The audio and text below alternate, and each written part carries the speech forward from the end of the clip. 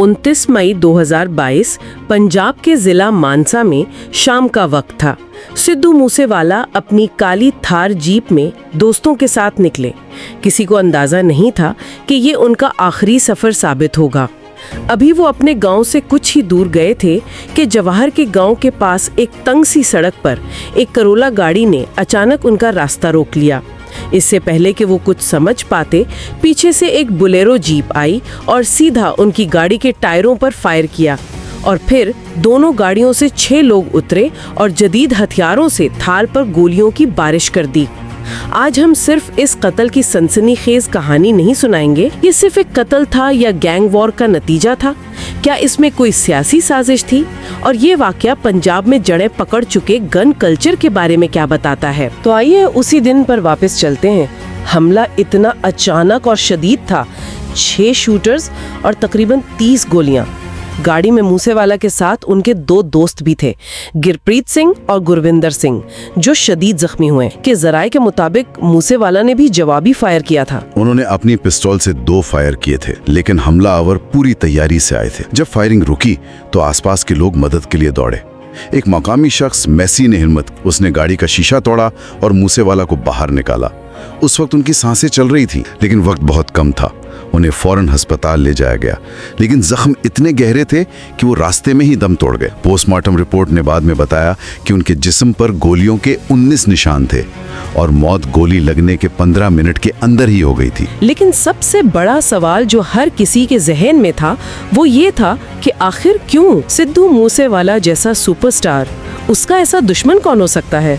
और उसका जवाब, जैसा कि अक्सर होता है, एक और कत्ल की कहानी में छुपा है। और इस कहानी का मरकजी किरदार है विक्रमजीत सिंह, जिसे सब विकी मुड्ढोखेड़ा के नाम से जानते थे। विकी कोई आम आदमी नहीं था, वो अकाली दल का एक उभरता हुआ यूथ लीडर था और इससे भी बढ़कर वो गैंगस्टर लॉरेंस बिश्नोई का करीबी दोस्त, तकरीबन भाई माना जाता था। 7 अगस्त 2021 को मूसेवाला के कत्ल से तकरीबन 10 महीने पहले विकी मुड्ढोखेड़ा को मोहाली में दिन दहाड़े 20 गोलियां मारकर कत्ल कर दिया गया था। और यहीं से कड़ियां सिद्धू मूसेवाला से जुड़ना शुरू होती हैं। जब पुलिस ने मुड्ढोखेड़ा के कत्ल में मुलव्वस शूटर्स को पकड़ा तो पूछताछ में एक नाम सामने आया, शगनप्रीत। इल्जाम ये था कि शगनप्रीत ने शूटर्स को पनाह दी थी और शगनप्रीत का ताल्लुक था सिद्धू मूसेवाला से। मीडिया में ये बात फैल गई कि वो मूसेवाला का मैनेजर है। हालांकि कुछ जराये कहते हैं कि वो बाकायदा मैनेजर नहीं था, बस कुछ शोज का इंतजाम करता था और उनके हलके में शामिल था। लेकिन लॉरेंस बिश्नोई गैंग के लिए ये ताल्लुक ही काफी था। जैसे ही कत्ल में नाम आया,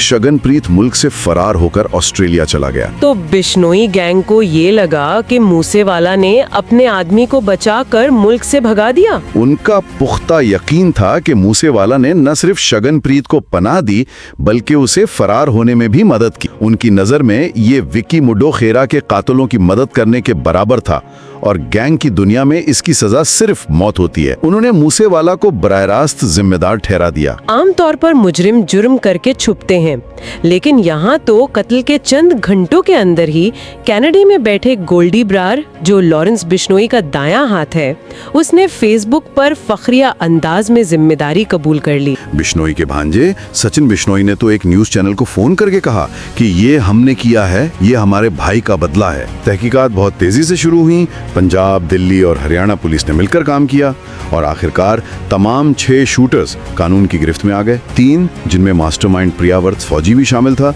दिल्ली से गिरफ्तार हुए। 2, जगरूप रूपा और मनप्रीत सिंह पंजाब में एक तवील पुलिस मुकाबले में मारे गए, जिसमें एक AK-47 भी मिली। और आखिरी शूटर दीपक मंडी महीनों तक भागने के बाद नेपाल बॉर्डर से पकड़ा गया। लेकिन इतने शातिर हमलावरों तक पुलिस पहुंची कैसे?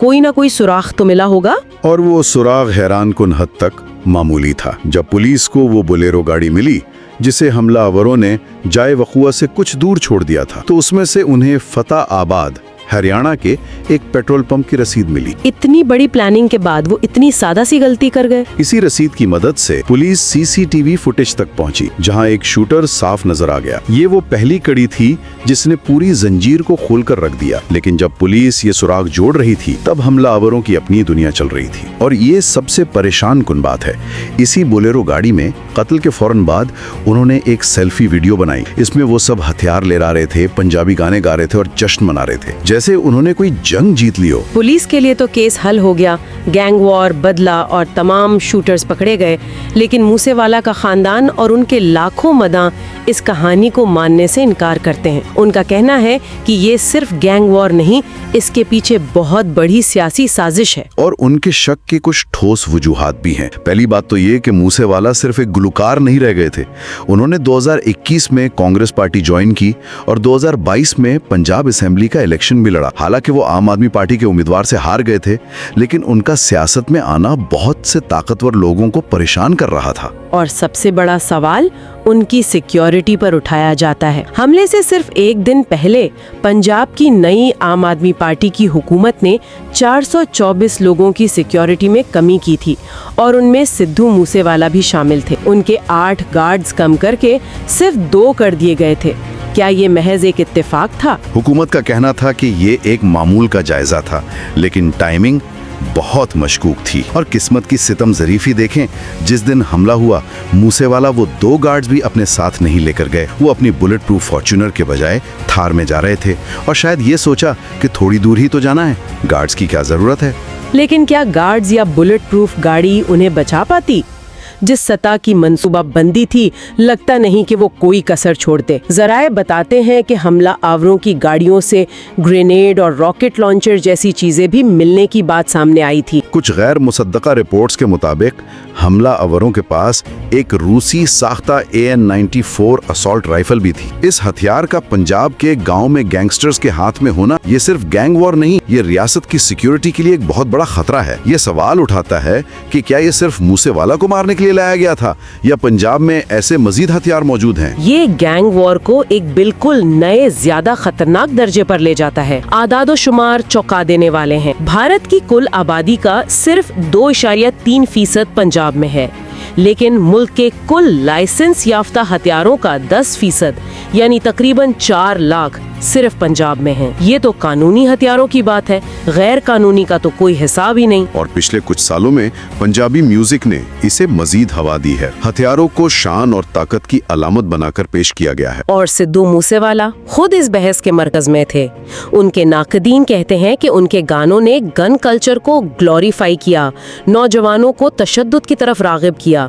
उनके गानों में अक्सर हथियारों का जिक्र होता था। लेकिन दूसरी तरफ उनके करोड़ों मदाह, वो कहते हैं कि मूसेवाला सिर्फ वही दिखा रहे थे जो पंजाब की हकीकत है। ये अजीब इत्तेफाक कि उनका सबसे मशहूर गाना 295 था और उनकी मौत भी 29 5वें महीने को हुई, यानी 295। और ये बात भी कि वो अमेरिकी रैपर टूपाक शकूर के बहुत बड़े फैन थे। टूपाक का कत्ल भी 1996 में इसी तरह गाड़ी पर फायरिंग करके किया गया था। मूसेवाला ने अपने एक गाने द लास्ट राइड में टूपाक का जिक्र भी किया था और उस गाने का पोस्टर वो टूपाक की मौत वाली गाड़ी की तस्वीर से मुतासिर था।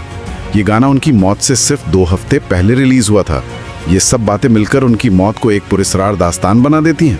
तो जब हम इन तमाम ज़राए और मालूमात को एक साथ रखते हैं तो तस्वीर क्या बनती है? एक तरफ गैंग वॉर का वाज़े मकसद है, बदले की आग है।